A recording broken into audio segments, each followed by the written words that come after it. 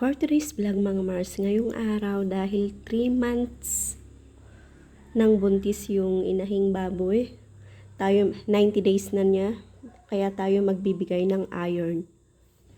Anti-anemia para may lakas din siyang sa pag-iiri. Kasi malapit na siyang manganak, kaya magbibigay tayo ng iron 5 ml.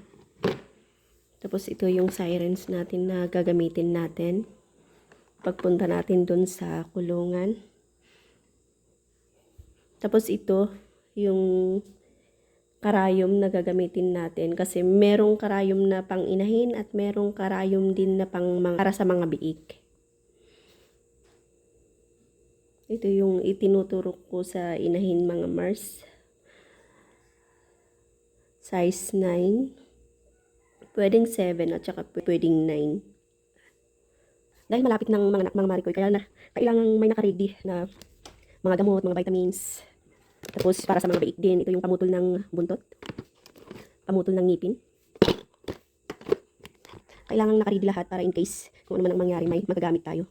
Samahan niyo akong magpakain, tsaka magturok na rin dun sa inahin mga Mars. Let's go! Magbibigay natin yung pagkain niya. Habang kumakain siya, saka natin tuturukan para mas madali.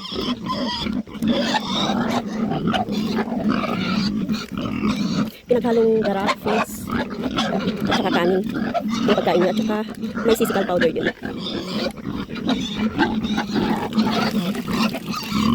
Ito yung iturok natin sa kanya iron. 5 ml. Nilagyan ko na ito para naka-ready. Turukan natin siya.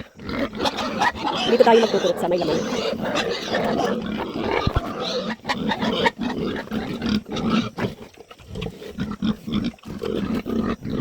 Hindi yan dugo ng mas. Talagang kulay ng kalong yan. Tapos na, naiturok na natin. Tapos pag 100 days na, tuturukan natin ng purga at saka vitamins. Pwedeng pagsabayin. At dahil tapos na tayong nagturok sa inahing baboy, pakakainin na natin tong mga anak niya. And yun lamang for today's vlog. Thank you for watching.